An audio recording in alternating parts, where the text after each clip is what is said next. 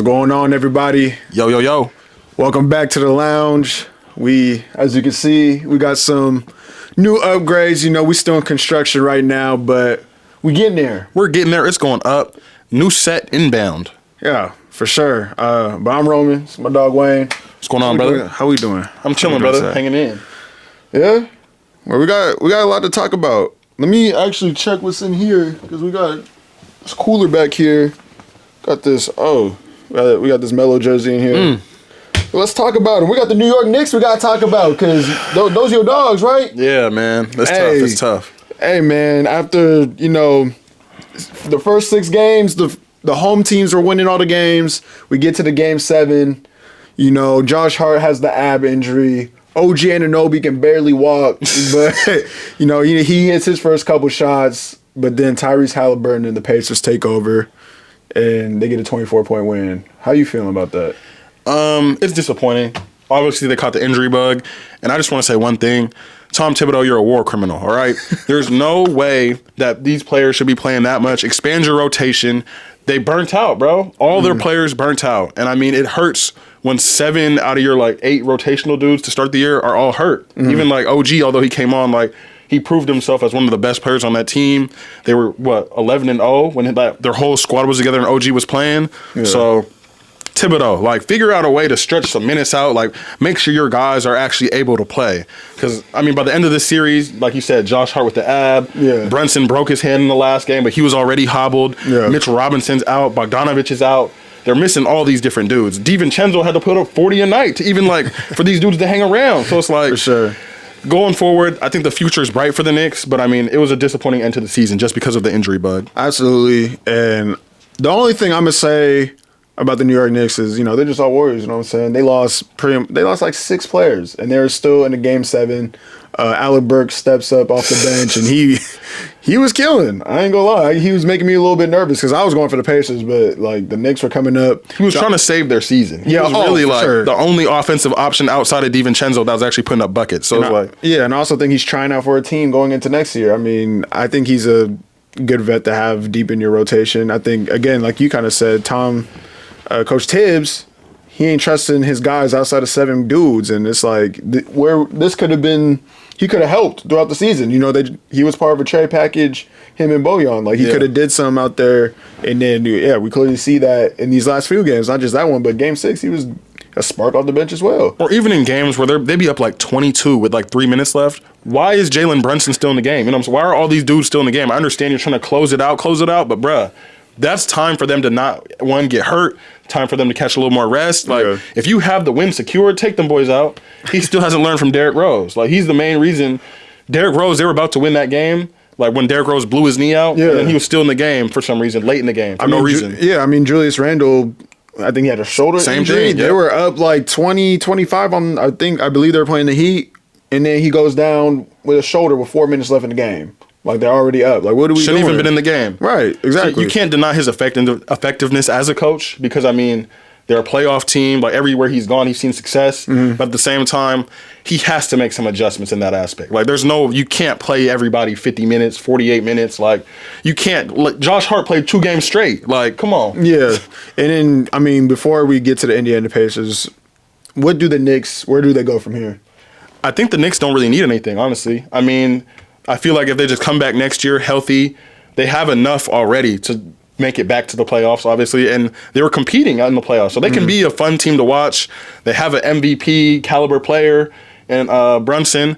The one thing they could look to do is maybe offload Julius Randle. The team looked a lot better without him. But yeah, it's up in the air. Julius Randle's an all-star caliber player. If you could go throw him in the trade finder and bring back some role players, if you're going to actually use those role players, that'd be good. But it's hard to replace his productivity because he's an all-star. But fit-wise, I think something else would be better there. To me, I think he's a ball stopper. I think that the ball, I think that the ball is moving more fluid when he's not on the court. I think there's just a lot more action there. I think it's unfortunate that he didn't play just because now I think his value is low, especially because we've seen the success that the New York Knicks had once he was out. So it's going to be really interesting. I think they're going to go in the season with him, get his trade value up, and then see what they do going into the trade deadline. But moving on to the Indiana Pacers, Tyrese Halliburton, Pascal Siakam, Aaron Nesmith, Nembhard, those boys. TJ McConnell, can't forget about him. I mean, people are criticizing them in the media that, they had the easy way out. They're facing all these injured teams. But that's just a part of the game, in my opinion. I don't think that they should, they don't deserve any criticism for that. They're just hooping with whoever's in front of them. So, I mean... They're a very tough team, bro. Like, I don't think people realize that they're a very scrappy, like, hard-nosed team. The Knicks try to call them, like, fake tough guys, but, I mean...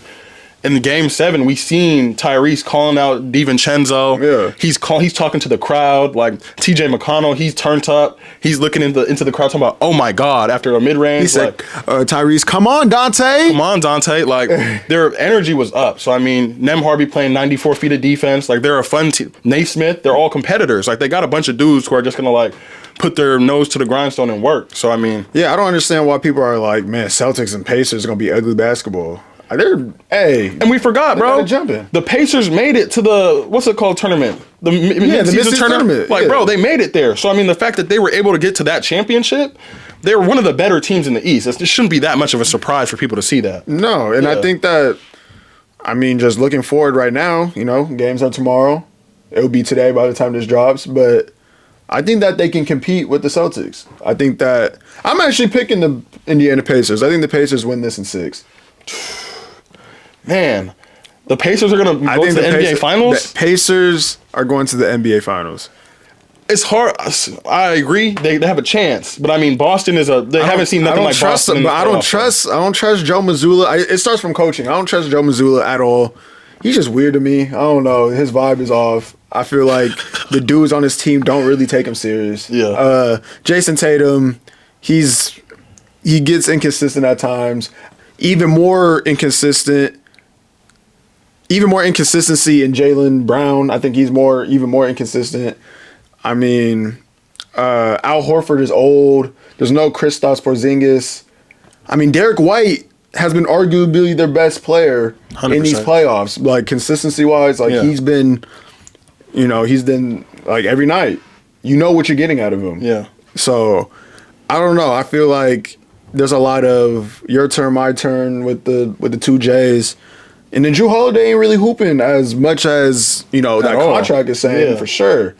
So I don't know. I don't trust the Boston Celtics, and that's why I think the Pacers are going to win this series. It's going to be a very good series, but I got Boston in 6 or 7. I mean, I feel like they're going to take them the distance, but Boston they're waiting for this moment. This is like their next step is to make it to. They already made it to the championship, but this is just like a cone for them. They're finna just get around this cone, be back in the finals, and then that's when their real challenge starts. Is to actually get over that hump and secure that ring. It's time. I wouldn't see. I'm picking the safe bet. I wouldn't be surprised if Indiana beats them in 5. I wouldn't be surprised they beat them in 5. Could leave it at that. I know. I seen that. What the heck? Did you get it? It's right here. I know. I seen that flying. No, I was like, bro, what are they? He's attracted to the light now in the white background.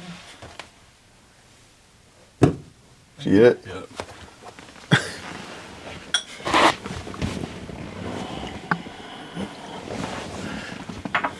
We got the set. I know, we're locked in. It feels so much better with this. Oh, yeah, no, for sure. No, this is fire for sure. The next series, the next game after that New York Knicks versus Pacers game, Minnesota Timberwolves and the Denver Nuggets. After Ant and company were struggling in that first half, they end up, stealing the game in Denver. Just kind of talk about what you saw there. What went wrong for the Denver Nuggets? It was just their lack of depth, I feel like. And the fact that Jamal Murray, he scored 24 in the first half. He was cooking up. Then Ant-Man kind of just buckled him up in the second half. He wasn't able to get any shots off. He was ineffective in the second half, pretty much. It was Jokic versus the Timberwolves in the second half. And even he wasn't hitting his threes. No. So they had, at one point in the third quarter, they had a 20-point lead. And by the end of the third quarter, it was down to 1. So, I mean, that third quarter was a major swing point for them. And they lost all their momentum coming out of halftime. It was crazy to see that. You know what's crazy, though? I don't even think that's not at the point in time where they lost. That's not when they lost. That Game 7, that's not when they lost. You know when they lost? When? They lost last offseason. When they lost Jeff Green and, more importantly, Bruce Brown. I think that he was very important to that team. I think that the Denver Nuggets front office were wrong by investing a lot in Peyton Watson, Zeke Naji, Christian Brown, because we saw what they did and didn't do when it came to even the regular season and the playoffs. Christian Brown was the only dude really coming off the bench that's like known as being solid. Justin Holiday came out the woodwork, out of nowhere, started getting rotation minutes in the playoffs. Because, I mean, as far as I knew, I don't even know if he was even in the rotation in the regular season. Payne Watson, he plays very minimal in that Lakers series, I feel like. He gave him a little bit of a spark. Comes into this series, I don't even think he played. He didn't. Maybe garbage time, maybe. Yeah.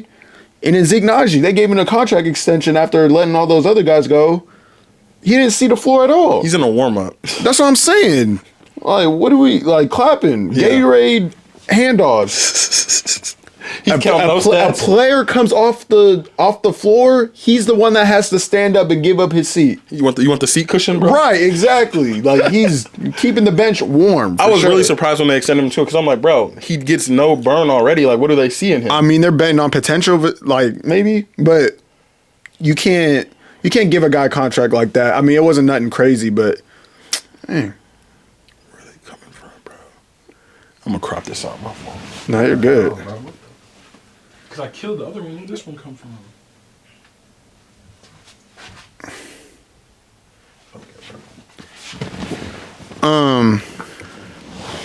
Yeah, you can't. I don't think his contract was like big or anything like that, but you can't just extend a guy right after giving away your bench pretty much and then not play him. Like, they talk about development and things like that. I don't think Denver is a place where you develop. Michael Porter Jr., I mean, if anything, he went down in his play. I feel like in Michael Frozen Jr. Hey, man, like we kind of talked about it before. When he saw a Laker jersey, everything was going up. But as soon as the Wolves came out, nothing. Clamped. He was, And I think they might look to trade him. He's one-dimensional. He's a one-dimensional player. But he's a specialist at what he does. Like, I'm not saying he's weak or nothing like that, but he's just he can hit a tough shot, and that's pretty much it. And when he's not doing that, what else is he doing? Right. Like, he's not he's a solid defender, but he's not standing in front of nobody like that. He's not clamping nobody up. No. He's just a catch and shoot. He's a big shot maker. Like, he'll hit some of the biggest threes and like some of the bigger jump shots that they need, but outside of that, it's crickets. Like, very quiet. We didn't even know he was on the floor half the time. Yeah. And then what did you see from the Minnesota Timberwolves that you think that would carry on going against the Dallas Mavericks? I think my main takeaway from that win is just the camaraderie of that team, bro. Like, the fact that they're that tight-knit.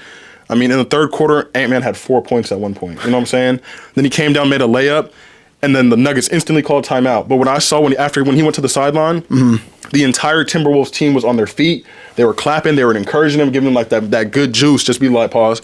Giving him like that good, those words of like, come on, let's go. You could see it, and because he was in the funk, bro. Like, he was like kind of frustrated with himself that he wasn't hooping. It's game 7. Like, there's all this pressure on him already, and he has 6 points right now. So he got that layup. Then he got a fast break dunk, another fast break dunk.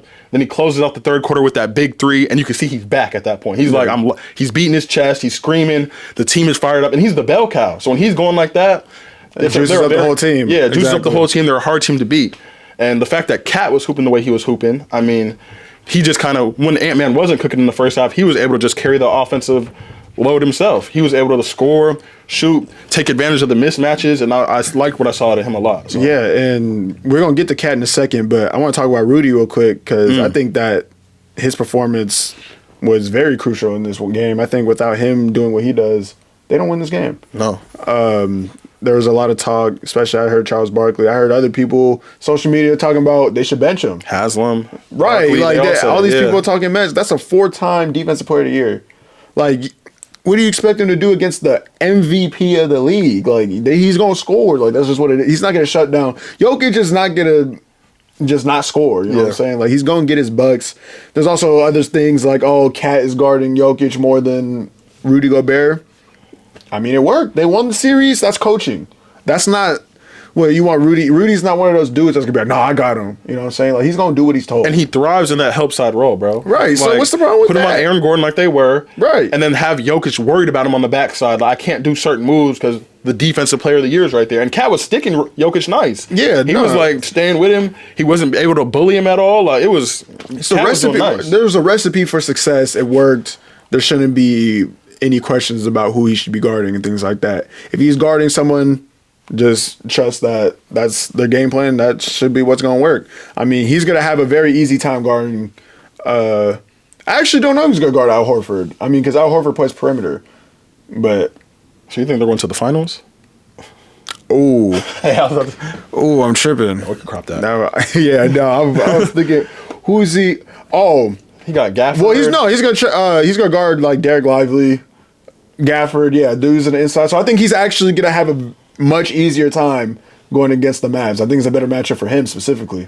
I think he's gonna thrive in this series, but at some points he might be tough to play because you think so? I feel like when the Mavs do decide to go small.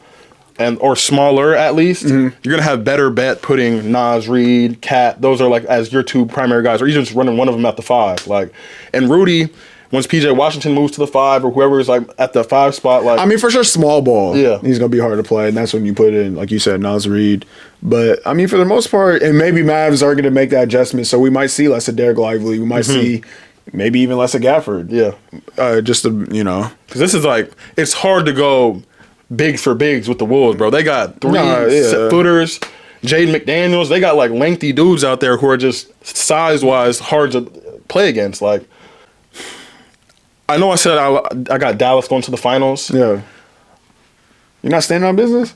I want to stand on business, but after this last series I just saw to Minnesota, bro, I feel like they're the most connected team. You know what I'm saying? I feel like they're the most connected. I feel like every team out there has some sort of connection. Like I feel that you just feel stronger with them because I feel like even in Dallas I feel some sort of there's good camaraderie there, yeah. But I just feel like the pieces at Minnesota. You got Mike Conley who's hungry for his first championship, veteran point guard Anthony Edwards who's on like the peak of his come up right now, Jaden McDaniels one of the best defenders in the league, Rudy Gobert and offensively Jaden's been crazy offensively right now. If he gives you that, they're winning the championship. They got the 6th man of the year too. Like they have the perfect like 7 to 8 man got like rotation already. It's like you can't get much better than that 8-man rotation. No, for sure. Yeah. So I got him. It's gonna be a good series. I got him 7. I want 7 again. Let's go to 7. I feel like these teams match up very well. It's hard to just put complete doubt on Luka and Kyrie. I mean, like those two are just gonna hoop. Even PJ Washington's been doing his thing. But give me the Wolves in 7, man. Give me the Wolves in 7. Let me check if this thing is on. I got Wolves in 5. I'm not even gonna say if certain things. Nah, I think they win this in 5. I think they win this actually very easy. Like I said, I think that Rudy Gobert, that matchup is gonna be so much better. I think he's gonna be much playable. He's gonna be much more playable. I mean, it's gonna come down to Dallas coaching if they're gonna do something about that. But even then, Nas Reed's not slouch on defense. Jaden McDaniels can guard even one of those centers in a small ball 5 situation. I just think that their bench is pretty deep as well. Nickeil Alexander-Walker, although he didn't have a good game 7 at all. I forgot he was even there. I still think that he's a key piece off the bench as well. Yeah. I have to ask you, who would you rather have at this point? Would you rather have Pascal Siakam or Karl Anthony Towns? That's a tough one, man. I feel like like you said, they've both been doing their thing for their respective squads. I mean, they step up to the plate when they need to, like, really, when those teams need a bucket, I feel like those two are the ones to, like, go get them important buckets in those moments. But I feel like Cat, bro. I'm taking Cat right now. I feel like his efficiency, his ability to just dominate matchups in certain situations. Yeah. He's been probably one of the best players second best player on the Wolves, I'd say. Behind Ant, obviously.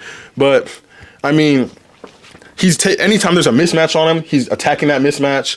If he's open from 3, no hesitation. He's letting it go. He's the self-proclaimed greatest big man shooter of all time. That's good. So, I mean, he's standing on business in these playoffs. And, I mean, he's really held up to that. And I feel like even if he wins this championship, we're going to have a lot of conversations about, like, Cat's career. And, like, although he wasn't the best player on this team, his effectiveness was unmatched, bro. So, Pascal's doing his thing, but at the same time, I got Cat. I got to take Pascal for one, just because the consistency. I think that I just trust him on that front more. I think there's just more things he can do, especially offensively. And he's not a slouch on defense. I feel like they're somewhat similar in that realm. I just think that his impact is more important than Karl Anthony Towns at this point, just because there's a lot of, again, the Wolves team, I think that they would still be in a similar spot without Cat, if I'm being honest. I think that the Pacers, they would be nowhere. They would have got eliminated with the injured Bucks if Pascal wasn't there. Pascal, I feel like he's just gotten better. Again, we used to call him Beyblade. He was spinning around, but he's getting to his spots. He's not doing too much when he gets the ball. It's simple movement. He's getting to the basket, shooting that free throw line extended shot. I think that's his patented shot at this point. Post up game is there. Like he's on another level right now. If I'm being honest, it's just I don't even think this is the best we've seen him play. I don't think that even the championship in Toronto. I think this is just way. He's on another level right now. So I think that Pascal Siakam, I would take him now. I'd probably take him going forward. Like he's been killing. He's been killing defensive. Like I said, defensively, he's not a slouch. And he's not trying to. He knows his role. He's not trying to do a lot out there. I think it took a while. I think Cat's starting to know his role. I think it took a while for him to figure out what type of player he is. Yeah, but and that's the thing. They're both comfortable being that B. Like they know, okay, it's my time to go get this bucket. But if not, I can play the off ball. I can go set a screen. I can do whatever. I can play defense at a high level. And Pascal could be the A at times too. I feel like, but we can't forget who's just the A in Game 7 for the Wolves for the entire 23 points. I know J-Mac had 23 too, but the primary option on offense for a lot of the game was Cat because they were blitzing Ant-Man. So it was like he took advantage of his mismatches. Yeah, he took advantage. I have to agree, but I just think that I don't know. And Pascal is just more. The efficiency is there. Like I feel like I just trust him more. He's not gonna be scared the moment he's been there. I feel like Karl Anthony Towns, I'm waiting for him to fold. I feel like he's going to fold at some point, and someone else is going to have to save him. Probably Ant Edwards. I mean, he talked about it post-games, like 9 years, we wasn't shit. And, Ant was like, fuck them 9 years. Literally. But there was a reason why the 9 years was like that. It was because he was in the forefront. And, yeah, look what, you know what I'm saying? Like, it's, I don't know. Pascal, I just trust him. It's just the way that he's playing. And he just goes out there and does his stuff. Not much emotion. He's just out there to hoop. If Pascal was on the Wolves, what do you think if those two flop spots? If they flop spots, I think the Wolves are probably in the same spot that they are now. It'd be interesting to see Miles Turner and Cat together. I think it'd be similar to that. Might 5 out with 2 7-footers. They can do it. They could do it. That's the thing. That actually crazy. Yeah. If that happened in a real scenario, I wouldn't be mad at that for either team. If I'm being honest, I feel like that would be actually that. I think that's pretty even to me.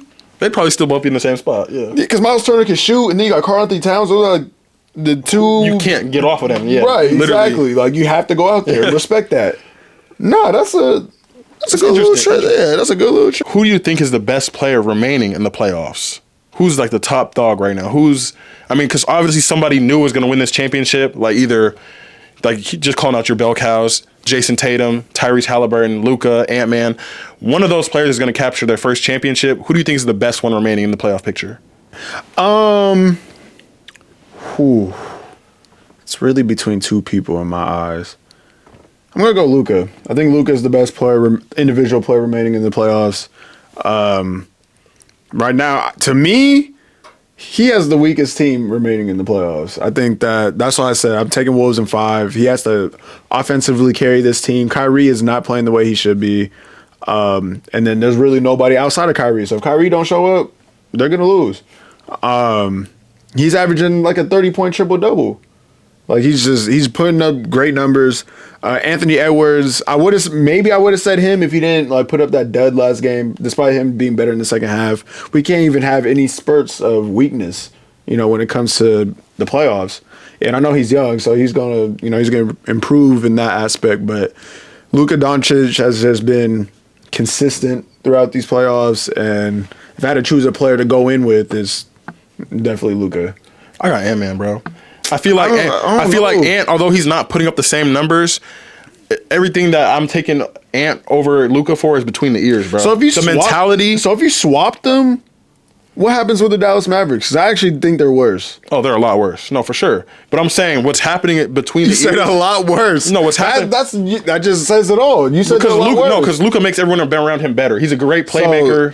I think that makes you a better. That doesn't make you a better player. The mentality of Anthony Edwards, though, he's gonna at 22 years old, he already has the mentality that he's better than everyone in the league. Although he might not be, his mentality is gonna carry him to this championship. I feel like that counts for something, though. I feel like if you make people better, that gives you points over the person that don't make you better. But Ant-Man's not inspiring his team, although he's not more effective on the court. He's not being he's inspired. That's what I'm saying. He's the beacon of like hope for the Timberwolves. Luka gets pumped too. It's not the same as Ant-Man. Ant-Man inspires like the bench role, like the bench dudes who aren't even playing. They're locked in. Derrick Jones Jr. is not hooping right now. Fair, but I'm saying though, Josh Green don't give out solid minutes when he's out there. Tim Hardaway Jr. don't do nothing. Ant-Man is telling his dudes, he's all like, "Yo, rally around me. I'm the rally point. Rally around me." They're doubling me. And they're doubling me. Make your shots. And Mike Conley, you set this slip screen. Don't hold it because they're doubling me. But that wasn't even the issue, though. Him being double wasn't the issue. What was we talking about yesterday? He's not attacking the doubles. He's letting it come to him. Luka's never having that happen to him. He knows what to do. He knows how to read defenses. I think that, Ant's young, so he's, getting used to the playoff game. But you just can't walk across the court and let a double team come to you. And then but I will say he adjusted in that second half because I think that once he started to figure that out, I don't know if it's the coaching staff, I don't know if it's himself, his teammates, he started to attack those double teams, and whether he was getting a shot off, going to the basket or the rim, or finding the open shooters, he adjusted in that aspect. But I think that Luka he has the IQ to adjust on the fly. I don't think that he needs a first half to come back in and it's like, okay, now I know what to do. He knows how to adjust in game. I think that's also a big difference between these players. When I talk about that killer instinct, though, Luka has it. Luka is a killer. No, Luka's a killer. I'm not saying he's not. Ant-Man has that extra edge, though. He has that. He can dunk on somebody. No, he has that thing. He has that Michael Jordan. He has that Kobe Bryant. He has that extra level in him. You know what I'm saying? I think you're sleeping on Luka. Luka got that. I don't know, man. Luka has that. He's a dog. I don't know if he can't get this team to the championship, though. Is what I'm trying to. He's not going to be able to get this team to the championship, and it's because Luka. He's not going to be able to get them to the championship. And he'd have a better chance with this team, though, than if you swap him out and you had Ant on this team. I think if Ant's on the Mavs, they probably get swept, to be honest. I think he gets swept. Because the Wolves just have better defenders. I mean, they have a lot of better defenders. On top of that, Luka can pick his spots. He can go here. I know the double's coming. Let me throw it back. You can't say that his play style doesn't bother you a little bit, though, because Luka's not clamping nothing up. Luka is barely even getting back on defense. And when he does try and stay in front of somebody, he don't even move his feet, bro. He just... Okay, you say that. Ant-Man eliminated Jamal Murray from the game. I bet you Ant-Man's defense gets worse if he was on a Mavs situation. Bro, he has the greatest defender of all time. I mean, statistically speaking, he got a 4-time defensive player of the year behind him. So, of course, he's going to press up and look like he's making good reads on defense. He was doing that before they even had Rudy, though. He said himself, I'm a two-way player. I want the best guard. Where were they at without Rudy? Remind the people where they were at without Rudy, though. They were a younger team, though. You can't tell me they still wouldn't have made progress. This is a very similar team to what they had, where they just got Mike Conley and Rudy. That's basically it. I mean, they'd still be a similar spot. But talent-wise, they weren't much worse than what they are. Like, they weren't much worse than what they are now. That's fair. Like, talent-wise, they didn't get that much better. They're just, like, collectively, obviously, they got better. More experience. There was a lot of, come on, like, Ant-Man got some more gears under his belt. Nas Reed came into his own. He's a 6th man of the year this year. Cat kind of finally understands. But he was there. You talk about players that were there. But they just got more experience under their belt. And that's for a young team, that matters. That matters a lot to get that experience messing around in the play-in, getting eliminated from the play-in. And then finally now we have a shot in the Western Conference Finals.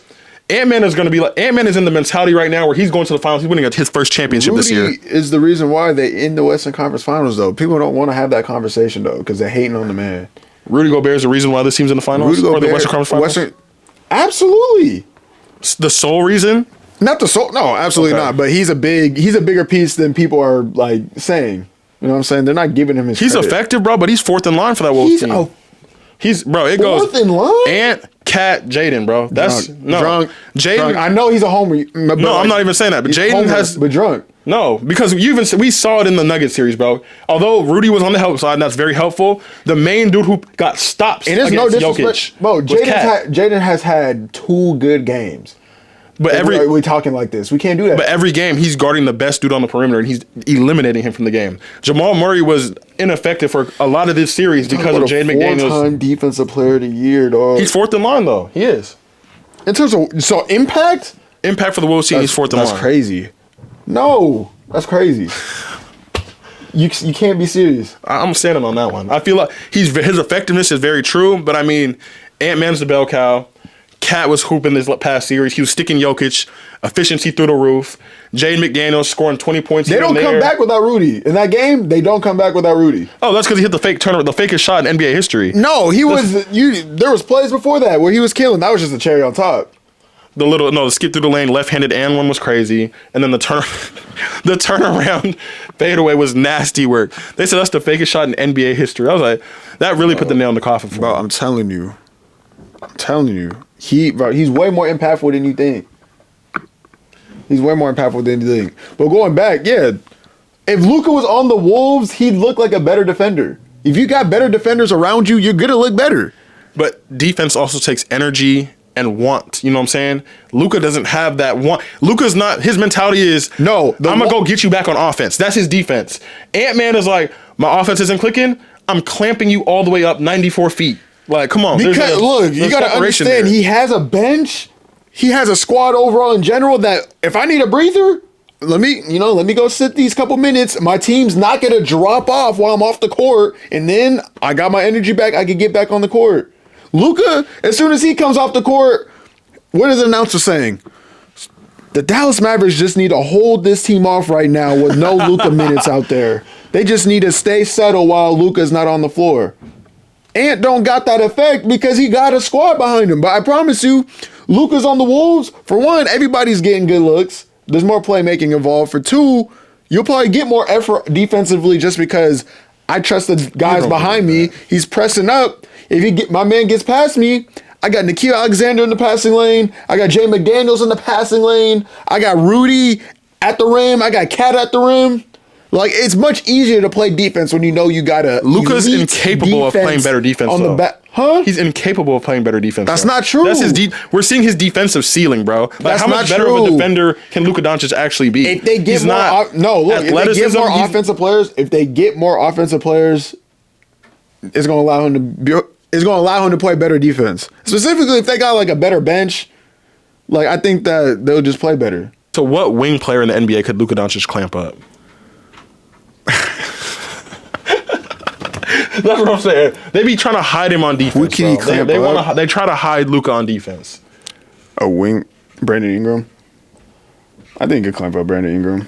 B.I.'s hit him with the a wing player. Like you talk about any wing player, just like a Torian Prince, someone who's like if they're replacing these two in time. Luka's gonna have to go pick up one of the better guards. You know what I'm saying? Like, we're replace Ant-Man and Luka. You talk about a whole game or like a possession, like of hard defense. Like, what do we? A game. Luka's not dealing with Jamal Murray like Ant-Man was. He's not messing with any of these. He's not guarding Devin Booker. He's not guarding Bradley Beal. He can guard Devin Booker. He'll take that one. He wants that one. That is kind of personal. He wants that. He wants that one. That one is kind of personal. He definitely wants that one. That's good, bro. Yeah. I'm just trying to think who he clamp up. There's got to be somebody out there I'm not thinking of. Everybody is faster than him, and faster and quicker. I know that's like his whole niche is He's the guard Jokic. He's a traffic cone on defense, but offensively, I'm going to I'm going to score. I don't think we've seen his peak defense. I think he just needs to save his energy for offense because that's how the team is set up. If they win a championship, there's nothing you can say to the man. He can do whatever you want. I know. If you win the championship, Luka, you Luka Doncic. You know what I'm saying? But until that point, you need to get on that ladder so you can stop somebody on defense. Yeah. That's going to wrap it up, though, folks. Thank you for sticking with the LLs. Massive improvements coming soon to the set, to the show. We're only going up. The off season is rapidly approaching. We have a lot of content inbound. But keep rocking with us for this playoffs. Man, it's been rocking so far. The conference finals is here. NBA finals coming up. But yeah, thank you for showing love. Make sure to follow us on all platforms, layup.lounge. And yeah, anything else? That's it. Tap in, man. We almost had 600 subs. So that's big time. We climbing to 1,000 on IG. Yeah. We getting there. So just bear with us. We under construction right now, but we gonna get this whole setup rocking. Come on now. And we out. Outro. Bronny James might be the #1 pick. Number 1 is nasty work. He could be. He's gonna go in the second round. He'll be a second round pick.